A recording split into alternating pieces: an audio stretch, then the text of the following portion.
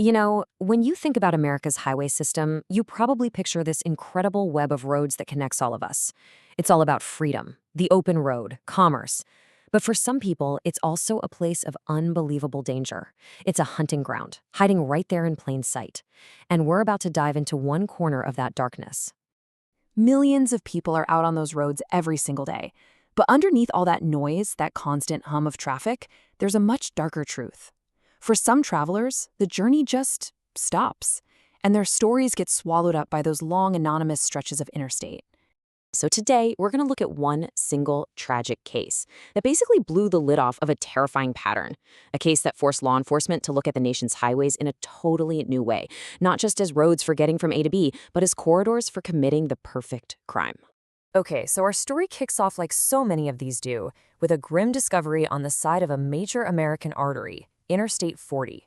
And at the center of it all is a woman named Sandra Janel Beard. Right away, the geography of this crime tells you a whole lot. Sandra was last seen alive at this really busy truck stop just west of Oklahoma City. But then her body is found 100 miles east, dumped near an exit. 100 miles. The autopsy confirmed the worst. She'd been sexually assaulted and asphyxiated. Now, because Sandra was living a high-risk lifestyle, investigators had a pretty strong hunch her killer was someone who could cover that kind of distance easily, someone who lived on the road. At first glance, you might look at Sandra's murder and think, okay, this is a terrible but probably isolated tragedy. But as investigators dug deeper, they started to realize her case wasn't an outlier at all. It was actually part of a deeply disturbing pattern. So you start with one case, one victim, Sandra Beard. One investigation for the Oklahoma State Bureau of Investigation to solve. But then, really fast, that number just explodes. Between 2003 and 2004, investigators suddenly realized they weren't looking at one murder. They were looking at a whole cluster of at least 7, and probably more, killings, along that I-40 corridor that were all frighteningly similar.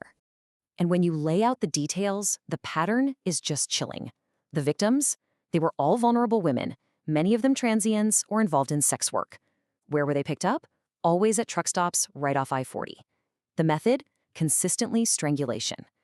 And the disposal was cold, efficient. Their bodies were just left on the roadside, often without any clothes. This was not a bunch of random crimes. This was one predator with a very clear, very practiced method.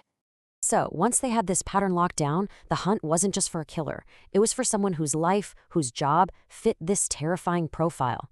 And it didn't take long for one name to rise right to the top of the list. His name was John Robert Williams. And his profession? It was the perfect cover. He was a long-haul trucker, which meant he was constantly moving up and down the I-40 corridor, crossing state and county lines like it was nothing. His routes, his entire lifestyle, were a terrifying match for this string of murders. And here's where Sandra Beard's case gets so frustrating. John Robert Williams is, in fact, a convicted serial killer. He's in prison right now for other murders that are almost identical to Sandra's, that happen along these very same highways. He is the prime suspect, and yet he has never been charged with her murder. Why? Because investigators just couldn't find that one piece of direct, slam-dunk forensic evidence to tie him to her specifically. This I-40 cluster was a massive wake-up call. It showed everyone just how easy it was for killers to use the highway system to their advantage and how hard it was for law enforcement to track them.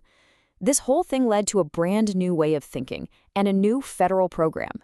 So in 2009, the FBI launched the Highway Serial Killings Initiative. The idea behind it was pretty simple, but totally crucial. Create a national database so that a sheriff's office in Oklahoma could connect the dots with a police department in Texas or Arizona. It let them share information and spot these cross-country patterns that they'd otherwise miss. And it was created as a direct response to cases just like Sandra Beard's. So what's the playbook for a highway hunter? Well, it often starts with step 1, targeting someone vulnerable in a place where people are always coming and going, like a truck stop. Step 2, the crime itself happens inside a moving vehicle, completely isolated. Step 3 is a big one. You cross county or state lines. That creates a total jurisdictional nightmare for the cops. And finally, step 4, you get rid of the body quickly on the side of the road and you just keep on driving. Yeah, investigators have a term for it. They call truck stops hunting grounds. And when you think about it, it makes perfect sense. They give predators super easy access to potential victims. The people there are transient by nature, so they might not be missed right away. And most importantly, you have a quick, anonymous getaway ramp waiting for you. So even with this new FBI initiative, and even with a prime suspect behind bars for other similar crimes, the person who killed Sandra Janel Beard has never actually faced justice for what they did to her.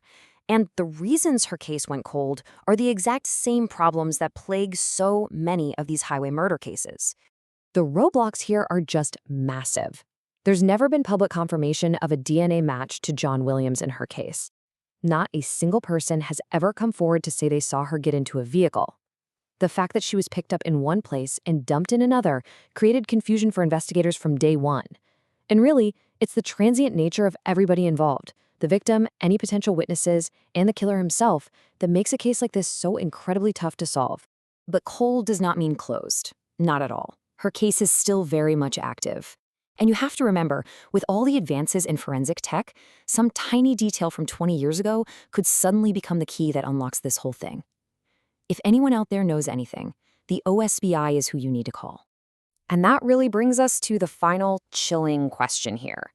Sandra's story helps expose this awful pattern.